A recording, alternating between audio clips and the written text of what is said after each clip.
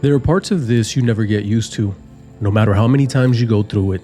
You can prepare, you can do everything right, you can give it everything you have, and still end up here, holding something that was just fighting to live and now isn't. This one was different, a lutino, something I had been hoping for a long time. And out of all the things I expected this season, this wasn't one of them. And the hardest part isn't even the loss, it's not knowing why it happened.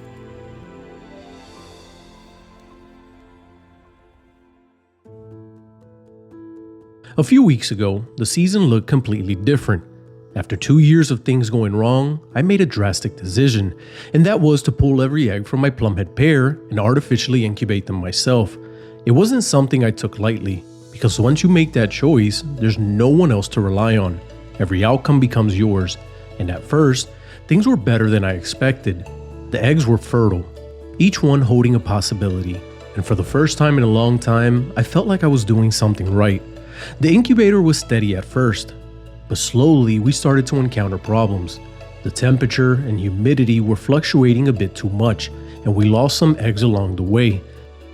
And this is where I learned my first lesson of the year, to always have a backup machine, because things don't always go as planned. But luckily after a while, they started to hatch. Not all at once, but one at a time. Each one breaking through on its own time, and each one fighting its way out into the world.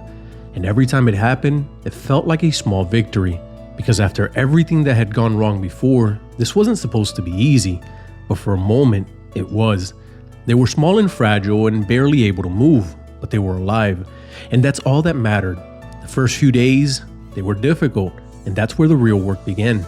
Feeding every hour, day and night. No shortcuts, no misfeedings. Just alarms, routine, and repetition. You wake up, you mix the formula, you check the temperature, you feed, you clean, and you do it all over again.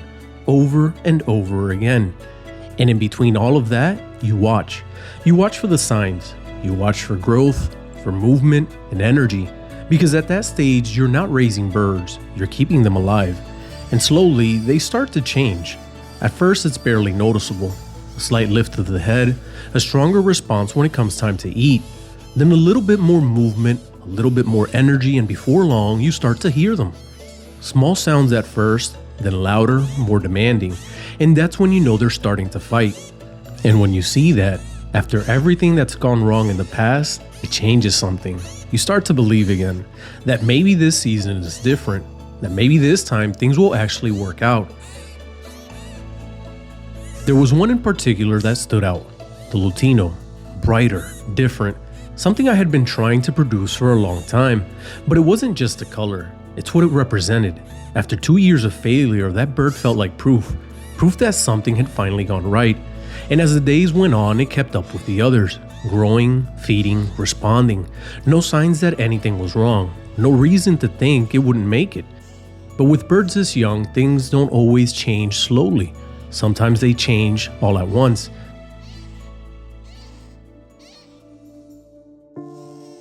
There's a part of this that people don't talk about.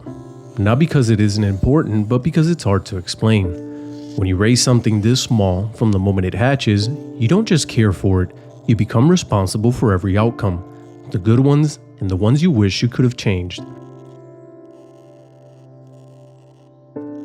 Not long ago, this brooder was full of movement.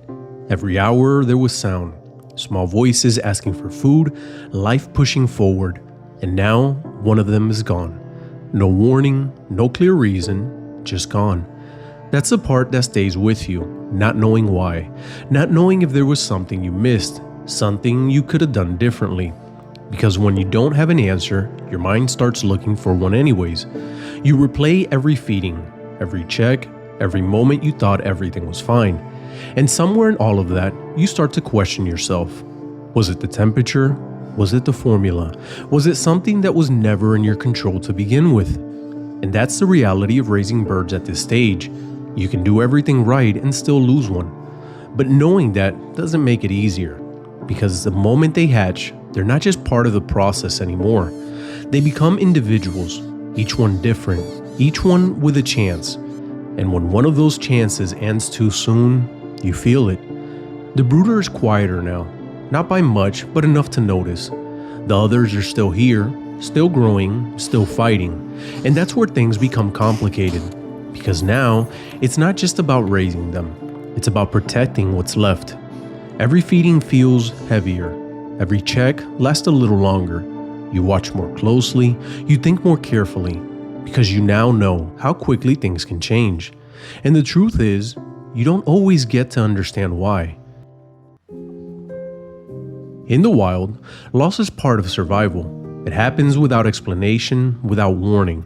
But when it happens in your hands, it feels different. Because here, you're part of the story, and that responsibility doesn't go away, even after the loss. So you keep going. You feed the others, you adjust, even when you're not sure what needs adjusting. Because stopping isn't an option, not when the rest are still depending on you. And slowly, you start to notice something. The ones that remain, they keep moving forward. They grow, they respond, they fight for every feeding. And in that, there's something steady. A reminder that even when things don't go the way you hoped, life doesn't stop. It continues. Not perfectly, not without risk, but it continues.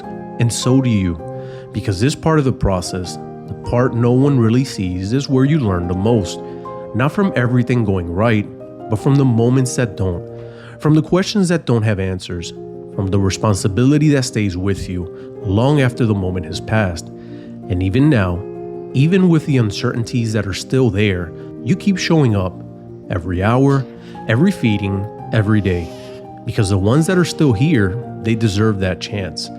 And maybe that's what this is really about.